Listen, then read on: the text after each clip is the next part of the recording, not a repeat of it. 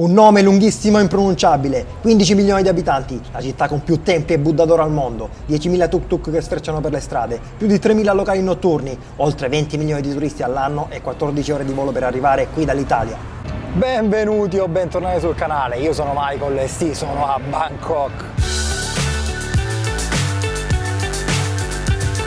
È la mia prima volta in Asia e la mia prima volta da solo dall'altra parte del mondo. Passerò qui in Thailandia circa 20 giorni e questo sarà il primo video di una lunga serie, quindi iscrivetevi per non perdervi i prossimi.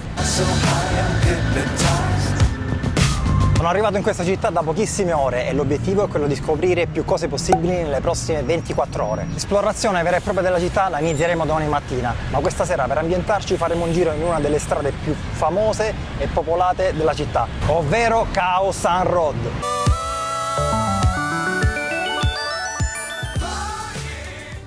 Piena di street food, bancarelle e gente che ti stressa.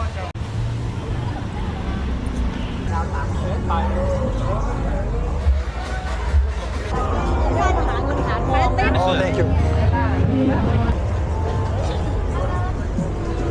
Khao San Road è anche la strada di tutto quel cibo estremo e stranissimo, tarantole, robe varie, serpenti, che io non mangerò, quella roba lasciamola ai food blogger, che poi si tratta di una cosa super turistica, la gente del posto quella roba non credo che la mangi.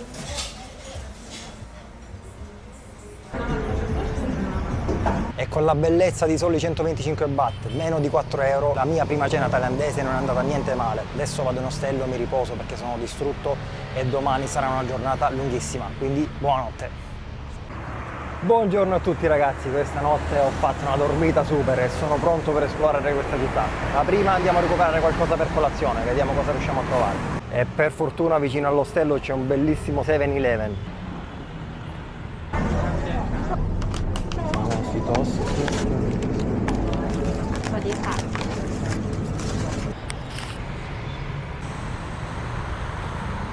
Dopo una colazione smart al 7-Eleven, la prima tappa non può che essere uno degli edifici più importanti della città, ovvero il Palazzo Reale, sede dei re della Thailandia. Ho creato un itinerario che per quanto possibile mi permetterà di spostarmi tra un punto e l'altro a piedi. Per i punti più lontani cercherò di affidarmi a qualche driver. Qui a Bangkok attraversare le strade è una delle cose più difficili e pericolose da fare. E comunque qui si vede di tutto, mezzi di trasporto improvvisati, motorini senza casco in tre, autobus vecchissimi e che non si fermano alle fermate, bisogna prenderli al volo, bellissimo. E poi sbucano palazzi del genere. Secondo me sono quasi arrivato alla prima tappa, adesso devo capire dove posso fare i biglietti perché non li ho fatti online, speriamo che non ci sia troppa fila. Cioè io devo arrivare lì, ma come si fa? Ricordatevi che qui in questi edifici si entra sempre con i pantaloni lunghi. Io ho comprato questi qui da Decathlon, vi lascio il link in descrizione, che diventano corti o lunghi con una cerniera, utilissimi. C'è un sacco di gente. 500 baht, circa 14 euro.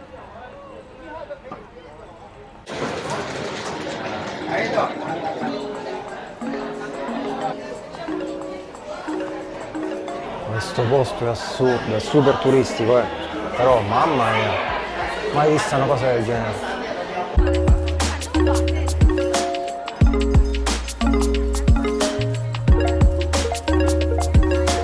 La sua costruzione risale al 1700 circa, quando la capitale fu trasferita qui a Bangkok da Ayutthaya. Ma non so se si capisce, guardate che edifici.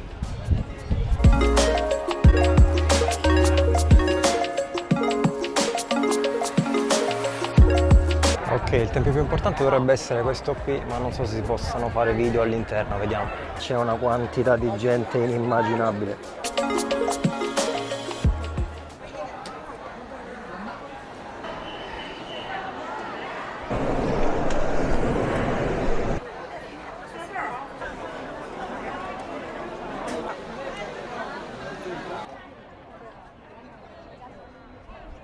Sono le 10 del mattino e non so se si vede, ma inizia a fare un caldo non indifferente. È un posto enorme, strapieno di gente, ma assolutamente da vedere. La cultura thailandese è così diversa dalla nostra, è così affascinante. Wow. La prossima tappa sarà un altro tempio, il Wat Arun, conosciuto come Tempio dell'Alba, e si trova lungo il fiume Chao Phraya che adesso attraverseremo. Dovrei prendere un battello per attraversarlo, vediamo un po' come si fa. Che figo, ci sono proprio delle stazioni per i battelli. La mia fermata dovrebbe essere da quella parte. La caratteristica principale di questo tempio è questa torre alta 82 metri, interamente ricoperta di porcellana cinese e costruita in onore del dio indiano dell'alba Aruna.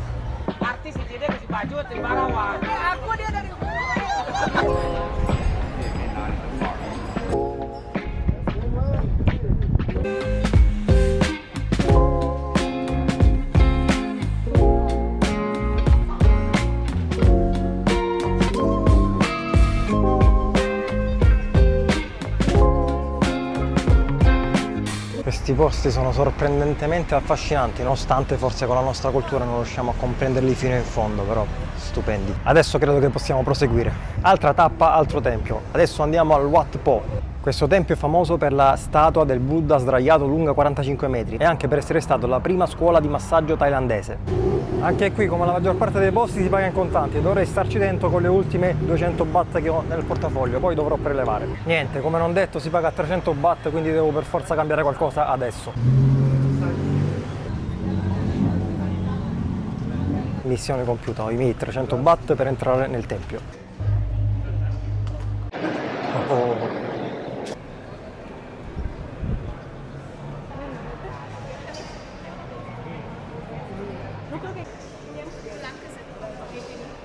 È qualcosa di assurdo, è enorme.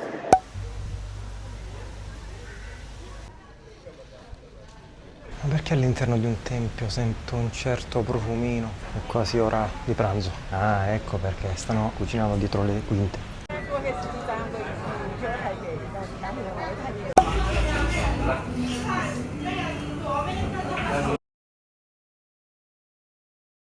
Praticamente entro in questo ristorante qui, convinto che in tutti i ristoranti almeno si paghi con carta di credito. In realtà ho beccato forse uno dei pochi dove si paga solo in contanti. Comunque mi siedo, ordino il mio riso fritto, credo venisse il totale intorno alle 139-140 baht. Quando vado a pagare chiedo se posso pagare con carta. Anche la cameriera che mi ha servito mi dice no, si può pagare solo in contanti. Vabbè, io tiro fuori il portafoglio, la cameriera si gira verso la proprietaria per dirle che mancavano alcuni soldi e la proprietaria si arrabbia con lei. La cameriera, per risolvere la situazione, tira fuori il suo portafogli e paga lei la restante parte. E io lì in quel momento mi sono sentito in colpa in una maniera assurda. Cercavo di darle almeno 5 euro in modo tale che potesse cambiarle. All'inizio non le voleva, poi comunque insistendo ha accettato, anche perché per lei sicuramente 5 euro convertite in baht possono essere tanti soldi. E questo avvalora la tesi, se mai ce ne fosse bisogno, che i thailandesi sono veramente un popolo incredibile. Comunque il tempo passa, sono le 2 del pomeriggio e devo continuare ad esplorare questa città. Adesso devo decidere dove andare e come spostarmi. Ok, nuova sfida sbloccata, devo attraversare qui. Qui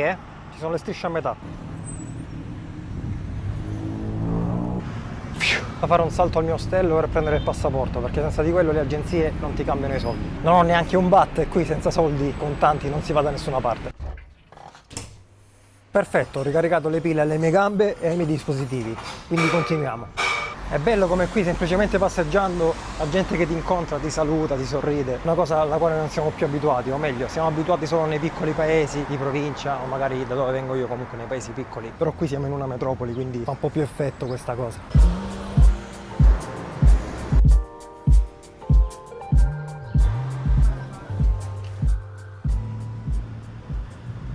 Ma non so se capite, è un macello,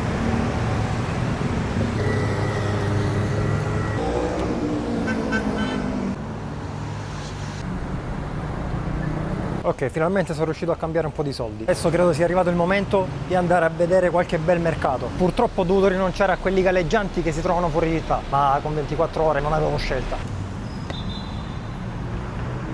E per questo stiamo andando al Pantip Plaza Night Street Market. Ecco cosa intendo per giungla urbana. Bella sta zona comunque. Comunque questa è la zona del mercato. Qui ci sono un sacco di street food, bancarelle, sono anche dei centri commerciali.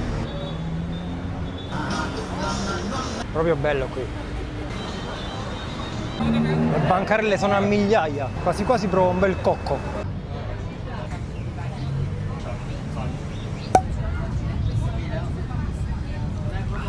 Adesso se riesco a raggiungerlo voglio portarlo in un posto super per vedere la città dall'alto, alla Bayeux Tower.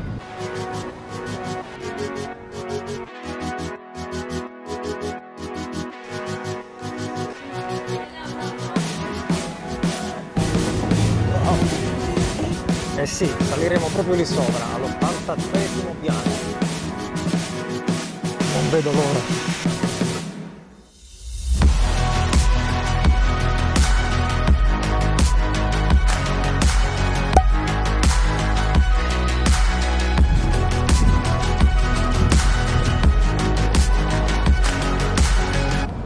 Questa città è bellissima. Arrivare qui sopra non è stato facile, ci è voluto un po'. Bisogna prendere 2 ascensori, c'era una lunga fila, il costo del biglietto è 450 baht, circa 13 euro. Ci sta, considerando che c'è anche un drink incluso. Per voi sono passati solo pochi minuti di video, per me un'intera giornata. Sono distrutto ma felicissimo di aver visitato una delle città più affascinanti, caotiche e pazze del mondo. Adesso ritornerò in ostello per preparare la prossima giornata che, come avete già capito, non sarà qui a Bangkok. Ho deciso di passare a Bangkok soltanto 24 ore perché ho intenzione di visitare altre zone della Thailandia. Infatti da domani si andrà verso nord, ma queste 24 ore, anche se ho fatto delle rinunce, mi sono bastate, fidatevi, perché Bangkok col suo ritmo ti distrugge. Quindi per il momento Bangkok basta così, ma sicuramente non è un addio, sarà un arrivederci. Spero che questo video vi sia piaciuto, se è così lasciate un like, se volete delle info scrivetelo nei commenti e iscrivetevi al canale per non perdervi le prossime avventure. Noi ci vediamo domenica prossima, ciao!